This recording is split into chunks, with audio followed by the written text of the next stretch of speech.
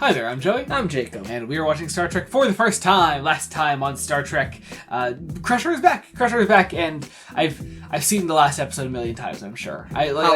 We've seen this type of episode. It was nothing new for Star Trek, but it was a new season.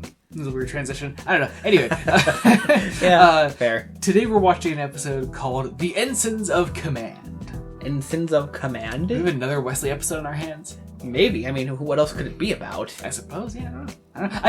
I can see, though, with Crusher being back now, I have to differentiate Crushers, with Beverly being back now, that I could see a lot of episodes being focused on Wesley in this season. I could see there being a lot of episodes examining their relationship, like they did, which was the best thing about the last episode. I really liked that aspect of it.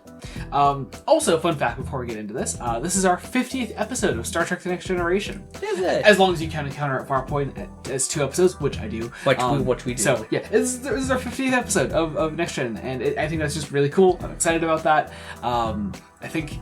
Oh god, what was TOS's 50th? Was it like Patterns of Force, I think? That sounds right. I want to say it was that, so yeah, I just find that interesting. So, alright, I guess we'll see what it's all about. We're going to get into post-episode thoughts in a second. Be sure to join us then. We're about to watch The Ensigns of Command. I had to quote it in my notes. Just the way Brent Spiner delivered, "I have no feelings of any kind," fucking hit me, dude. That was great. It's so good. Oh my god. I mean, to say Brent Spiner, to say Data, good actor, good character, is not a hot take, but just... No. Yeah, no, I really, really loved that. I enjoyed the episode as a whole. It was really good. O'Brien plays a cello. First off, that's my first note on the episode. There were so many things to be excited about in the opening moments of the episode. Oh, first absolutely. Off, O'Brien. O'Brien, cello. Yes. A Vulcan playing some violin with the crew. Mm-hmm. Data walks in with a violin. And Picard and Beverly are there to support Data and his violin endeavors. And I just loved everything about the opening seconds of this episode. Oh yeah. The first 30 seconds to a minute, it's a good time. Yeah. Yeah, just really cool stuff. I like that. But also, yeah, no, episode as a whole, I thoroughly enjoyed. Really cool idea. Definitely playing around a lot with, I feel like, some of those situations where, like, if I cared about the Prime Directive as a Star Trek fan, I might be a little annoyed by this episode, but, like, I'm so glad it's just not brought up at all in this case. Isn't. Well, I think because if the Prime Directive is even considered at all, it is being superseded by this treaty. That's true. But yeah, no, this is a story in which the Enterprise directly has to interfere with these people in order to save them. Mm-hmm. Because they would have otherwise already have been exterminated. Yeah. I think back to whatever it was called, Symbiosis. At the drug PSA one. That sounds right. Yeah. Where Picard by the end is like, oh, if they're gonna die, they'll do it to themselves, etc. But at no point in this episode does any character ever decide on that. No character ever considers letting these people die an option, which I really appreciate. I really like that a lot. Actually, the only character that considers death as an option is their leader. What was his name? I forget his name. I didn't write it down. Great character, him. I did like him a lot. I liked all the human characters we focused on there on the planet. I very much enjoyed that on Tau Cygna 5. It's really, really cool stuff. I appreciate seeing Data as an ambassador for the Enterprise. I like seeing him on this mission on his own, which I think is really cool, giving him that moment to shine, giving an entire episode to shine, really. Yes.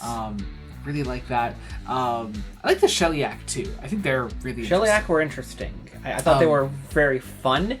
It also, I would say, why have we never seen them? Well, because they haven't talked to anybody for 111 years. I just think it's an interesting fact. Mm-hmm. It seems like, very similar plot. Basic premise of Balance of Terror with the Romulans. The first time you see the Romulans. Actually, yes.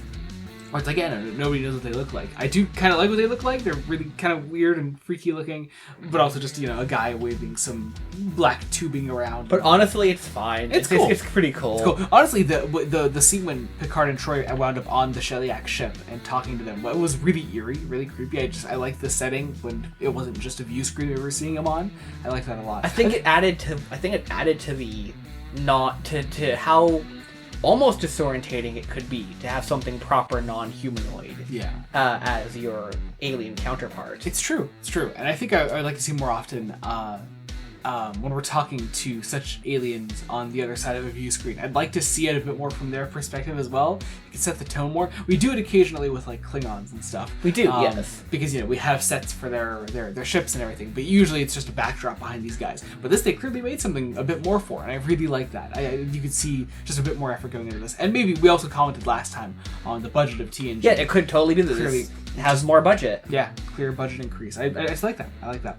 I did love the running gag also of them hanging up on Picard on the view screen, and then Picard being able to do that to them at the end. And the way Patrick Stewart plays that fucking scene when they're calling him back, and he gets to put them on hold. He goes over the fucking like Enterprise plaque and like dusts it off. It's so fucking. He takes funny. a sweet time before going. Yeah, you can enter that call now. So funny. I also loved the gag of he's like, I'm going to invoke from our treaty, a mediator to this talk.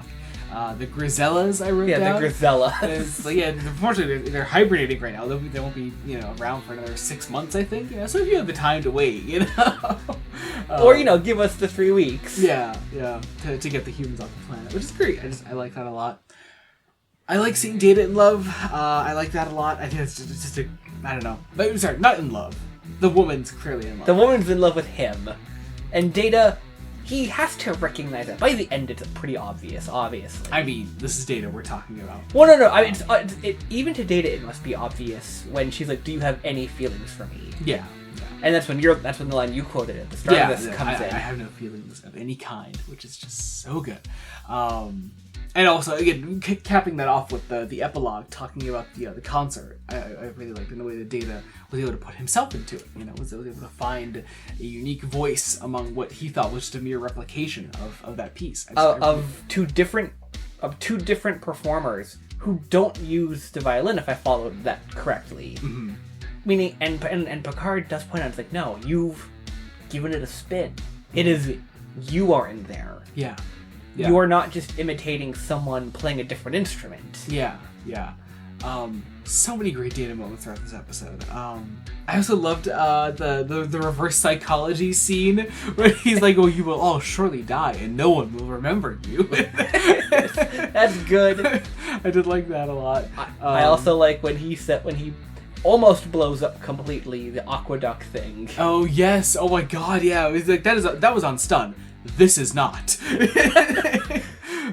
Yeah, very funny. Love that. Also back on the budget for a second. The set for Tau Cygni 5. I really loved that set. That was gorgeous. Not just the set, but the lighting itself. It just really probably the best looking TNG planet we've had so far.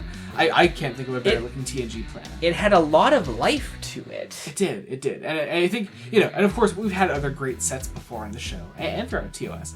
Movies, I think, are a separate category altogether. Yeah, they have movie budgets. They can look gorgeous in general. But I think I noted at a certain point in my mind, I was like, I think the lighting is really making this thing. It almost is eternal sunset the planet is stuck with. Yeah. But I liked that. I really liked that vibe. I loved the vibe that it had. It doesn't even, you don't even question why is it eternal sunset.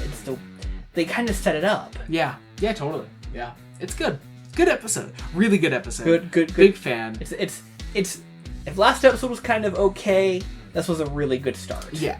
And for our 50th, that's really nice. That's exciting. It's nice that we had a good 50th. It is. So, yeah.